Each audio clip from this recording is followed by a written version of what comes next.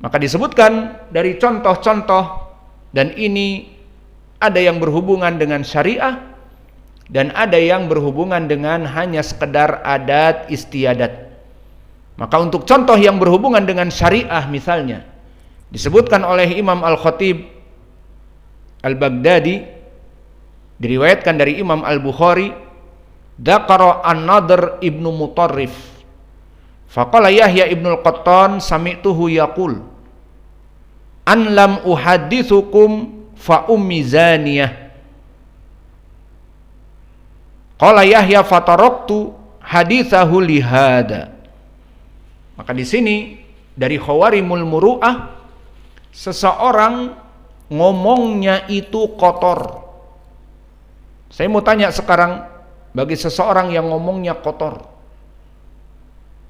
semua apa-apa yang ada di WC dia ucapkan dengan temannya, jorok, kotor, atau semua yang berhubungan dengan nama-nama binatang dia pakaikan kepada saudaranya,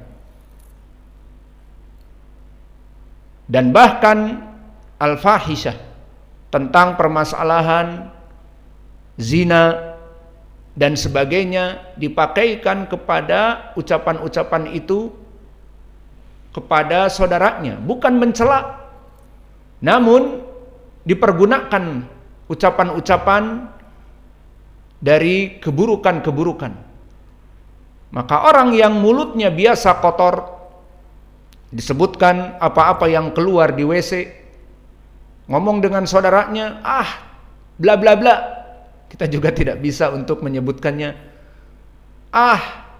ini, atau bahkan hubungan-hubungan intim seperti, maaf bahasa Inggris biar kita tidak merasakannya, pip you misalnya, fuck you. Kita tidak merasakan ucapan ini karena bukan bahasa kita, namun ini misal dia berbicara dengan temannya dengan lafaz-lafaz tadi, sedikit-sedikit keluar apa-apa yang di WC, sedikit-sedikit keluar dasar babi ngepet misalnya.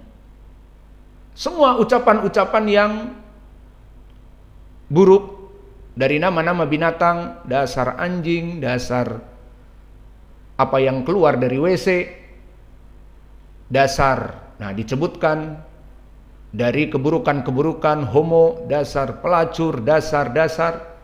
Lafaz-lafaz seperti ini dia tidak menggunakannya untuk mencela manusia, namun sudah terbiasa di mulutnya. Antum lihat apa tidak orang-orang awam kebiasaan mengucapkan seperti itu. Ucapan-ucapannya semua, dia kaget akan mengucapkan ucapan seperti itu. Dia marah meskipun tidak mencela, kaget dalam keadaan marah, dia akan mengucapkan kalimat-kalimat alat vital dan sebagainya, iya apa tidak? Nah, seperti itu contoh dari khawarimul muru'ah. Dan disebutkan dulu Yahya ibnu Sa'id al-Qattan meninggalkan riwayat an-Nadhr ibnu Mutarrif. Apa yang dikatakan Nadhr ibnu Mutarrif? In lam uhadithakum fa ummi zaniyah. Maka aku akan memberikan hadis kepada kalian, jika kalian, atau jika aku tidak meriwayatkan hadis kepada kalian, maka ibuku pezina. Maka dari ucapan ini apa dia katakan? Maka ibuku pelacur jika aku tidak meriwayatkan hadis kepada kalian. Ya kalau mau meriwayatkan hadis seperti kita mengajar kalian, ya ajari manusia, berikan hadis. Namun ucapannya, jika aku tidak memberikan kepada kamu hari ini pelajaran, maka ibuku pelacur. Dan apakah di sini dia mengatakan ibunya dihukumi pelacur? Tidak. Namun maksudnya dia bersemangat mengajar, bersemangat meriwayatkan hadis kepada murid-muridnya. Jika aku sekarang malas tidak meriwayatkan hadis, maka ibuku pelacur. Nah, di sini masuk kepada dosa apa tidak? Apakah dia mencela ibunya pelacur? Tidak. Apakah dia mencela kaum muslimin, muslimah pelacur? Tidak. Namun ucapan-ucapan yang kotor seperti tadi kami sebutkan, seperti orang yang kaget, maka yang disebut apa-apa yang keluar dari WC, atau jika dia marah maka mengumpat-ngumpat, dengan nama-nama alat-alat vital. Ya apa tidak? Pernah mendengar orang-orang awam ribut, maka semua yang di kebun binatang disebut, yang di WC disebut, dan alat-alat vital disebut. Maka ini khawarimul muru'ah, contoh dari bagaimana seseorang ditinggalkan hadisnya dikarenakan tidak mempunyai akhlak yang mulia. Apakah di sini hukumnya masuk kepada dosa? Tidak. Ini contoh yang sedikit berhubungan dengan syariah, menyebutkan kata-kata yang buruk. Karena di dalam syariah disebutkan falyu'min billah wal yaumil akhir, atau disebutkan mangkana yu'minu billah wal yaumil akhir falyaqul khairan aw liyasmut. Hadis muttafaqun alaih dari Abi Hurairah, barang siapa yang beriman kepada Allah dan hari akhir agar berucap dari lisannya itu kebaikan atau diam. Adapun tadi, ayo semua menuntut ilmu, belajar. Jika aku sekarang tidak memberikan ilmu kepada kalian, maka ibuku pelacur. Apa hubungannya? Maka Yahya ibnu Sa'id al-Qattan melihat orang ini mudah mengeluarkan ucapan-ucapan pelacur, homo, anak zina, seperti itu, pip you, fuck you, dan sebagainya misalnya. Udah ditinggal. Nah sekarang ini yang berhubungan dengan syariah, masalan seperti tadi di dalam hadis disebutkan, atau dia itu berhubungan dengan adat istiadat. Maka adat pun barakallahu fikum menjadi penilaian, karena sesuai dengan pepatah terutama di Indonesia, bahwa orang yang hidup di suatu tempat dia harus memegang adat istiadat dengan catatan sesuai dengan syariah. Seperti pepatah apa di Indonesia? Di mana bumi dipijak, maka disitulah langit dijunjung. Maka di saat dia tinggal dalam suatu daerah, adat istiadat harus dia jaga. Tentunya syaratnya adat istiadat yang tidak menyelisihi syariat dan berhubungan dengan syariah. Maka di sini di antaranya Imam Syu'bah, dan Imam Syu'bah sangat keras. Dia tidak sembarangan mau menerima hadis. Makanya dia datang kepada para mudallisin yang tiga, Qatadah dan juga Abu Ishaq As-Sabi'i dan juga Al-A'mas, ketiganya dari guru-gurunya Imam Syu'bah. Maka dia tidak mau mengambil dari ketiganya kecuali mengatakan haddatsana. Itulah dari Imam Syu'bah, yang mana dia tidak sembarangan mengambil hadis. Maka sebagian dari para ulama ahli hadis merasa butuh kepada hadis, maka tidak mensyaratkan apa-apa. Maka gurunya berkata langsung ditulis. Adapun Imam Syu'bah tidak. Para mudallisin harus mengatakan haddatsana, kalau tidak aku tidak mau menulis. Dan dia duduk di depan para mudallisin.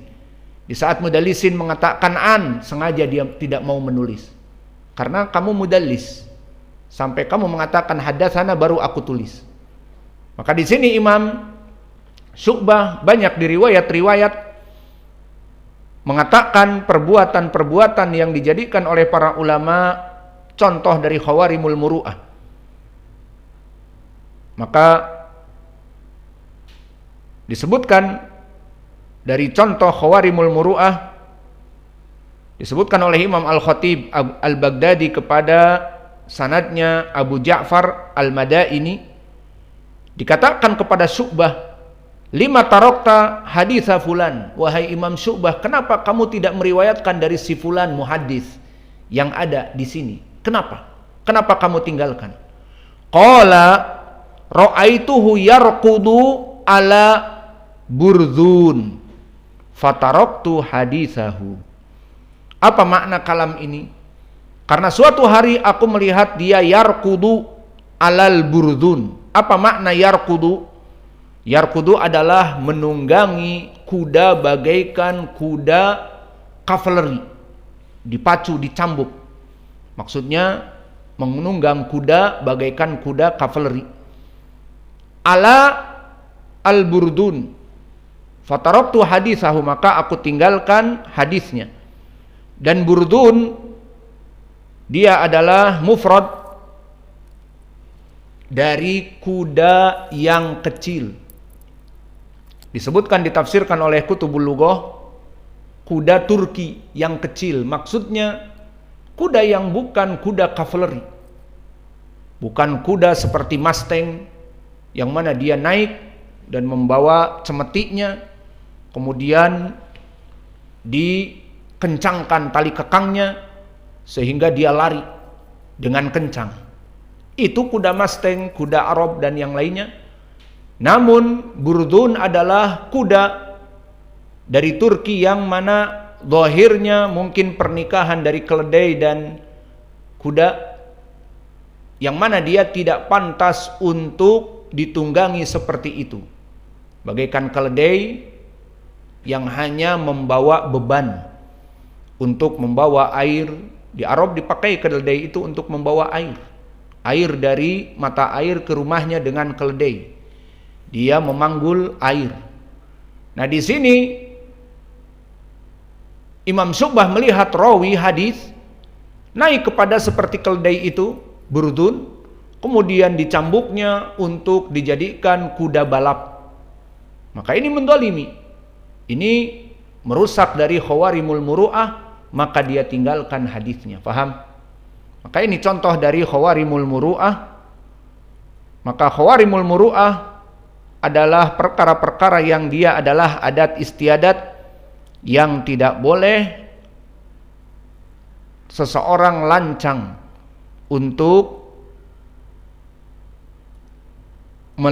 melampaui dari adat istiadat tersebut.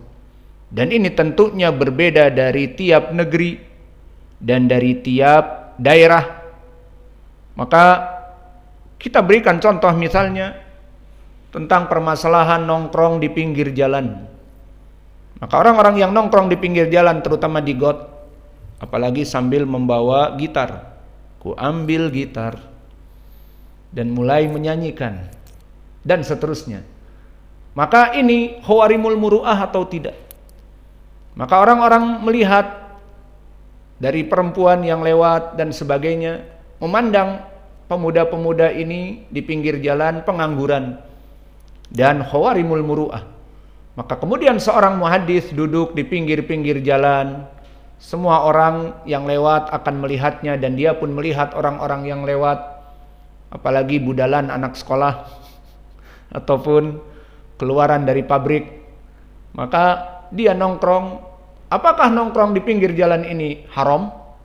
Ini pertanyaannya. Haram apa tidak? Nongkrong di pinggir got haram apa tidak?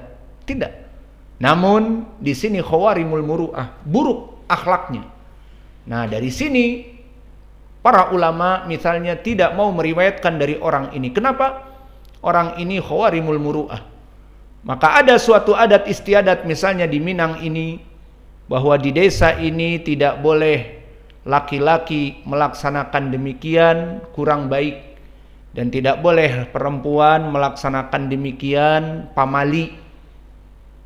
Adatnya berarti dia buruk, akhlaknya buruk jika melaksanakan demikian dan demikian. Maka ini makna dari khawarimul muru'ah.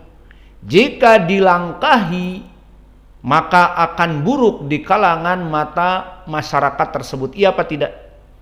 Sudah ada adat istiadat misalnya di kampung tertentu, laki-laki tidak boleh demikian dan perempuan tidak boleh demikian.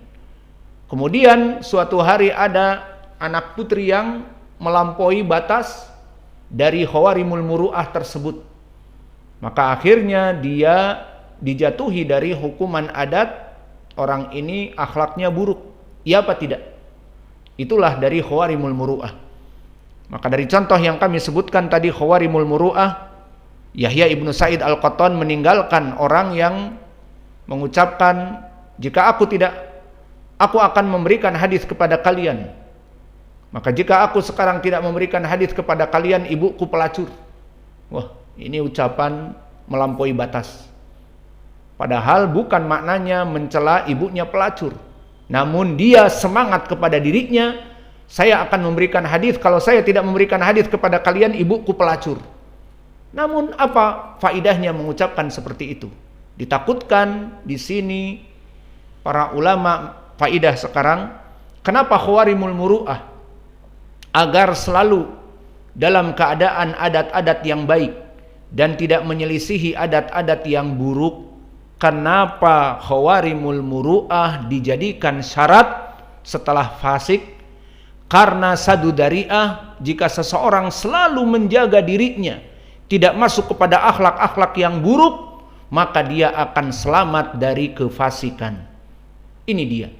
Maka jika kita melihat muhaddisin di zaman dulu akhlaknya mulia, perkara-perkara yang menyelisihi adat pun tidak dipantangi, tidak dilalui, tidak dia selisihi. Kenapa? Karena takut orang menilainya menjadi orang yang buruk akhlaknya dari segi adat. Maka di sini para muhaddisin di zaman dulu, khawarimul muru'ah saja yang buruk di kalangan adat tidak dilanggar. Sehingga agar apa? Agar perkara yang masuk kepada dosa-dosa tidak dia langgar. Kenapa tujuannya? Karena mereka muhadditsun menyampaikan ucapan Nabi, jika mereka adat istiadat dilanggar, ditakutkan kefasikan, dosa-dosa besar ada padanya, maka dia nanti akan bermudah-mudahan untuk memalsukan hadis Nabi. Faham? Maka inilah dari syarat seseorang mempunyai adalah, dihukumi dia seorang muslim, dihukumi dia sebagai orang yang berakal dan baligh dan terjauh dari kefasikan. Kalau ini dah jelas, dia terjauh dari kefasikan, harus dijauhi. Dan yang terakhir, dan dia selamat dari khawarimul muru'ah, maknanya dari orang-orang yang melampaui adat-adat yang baik. Maka tadi kami contohkan, dia lisannya kotor. Maka orang-orang yang lisannya kotor, meskipun tidak mencela, namun terbiasa lisannya itu membuatkan ucapan-ucapan yang buruk, maka bisa jadi tidak diterima.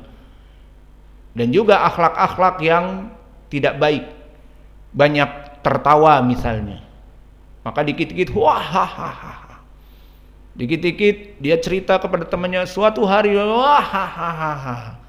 Orang melihat ini hatinya gelap, ini hatinya mati, bla bla bla. Nah, itu juga dari sebab khawarimul muru'ah. Dan dari contoh khawarimul muru'ah yang mungkin di sini karena berbeda adat dan istiadat, kentut. Maka kentut adalah dari khawarimul muru'ah, terutama di Arab. Maka di dalam perkara di Indonesia juga mungkin menjadi permasalahan. Yang jelas keluar angin jika memang dia dalam keadaan mulas dan tidak disengaja, maka dengan adab dia keluar dari majelis kemudian dibuang. Adapun dia memain-mainkan dengan kentutnya dia di depan orang sengaja di majelis, bem, orang pada melihat, nyengir, hehe. Terus habis itu berbicara lagi di rapat.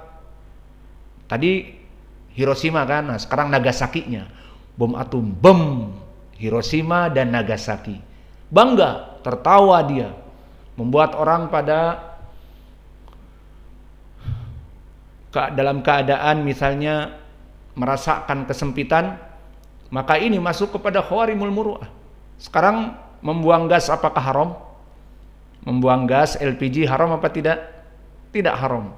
Namun dalam keadaan orang ini bangga dengan apa yang ada padanya, bahkan dicari-cari, dan bahkan dia sengaja mau rapat memakan Indotel, Indomie dan telur. Setelah inkubasi di perut setengah jam, maka dia akan menjadi udara. Nah, disinilah dia bermain-main. Maka di rapat atau di dalam kumpulan manusia, dia sengaja untuk datang memamerkan suaranya. Ini dari khawarimul muru'ah. Dan ini adalah adat. Dan ini bukan dari perkara syariah. Maka orang ini dikucilkan oleh manusia. Kenapa? Awas, dia tukang pip dan sebagainya. Dan sengaja dibuat seperti itu. Maka ini dari khawarimul muru'ah. Maka ini contoh-contoh yang bisa kita berikan. Wa naktafi ila huna wa jazakumullahu khaira wa barakallahu fi ilmikum. Subhanakallahumma bihamdika asyhadu an la ilaha illa anta astaghfiruka wa atubu ilaik.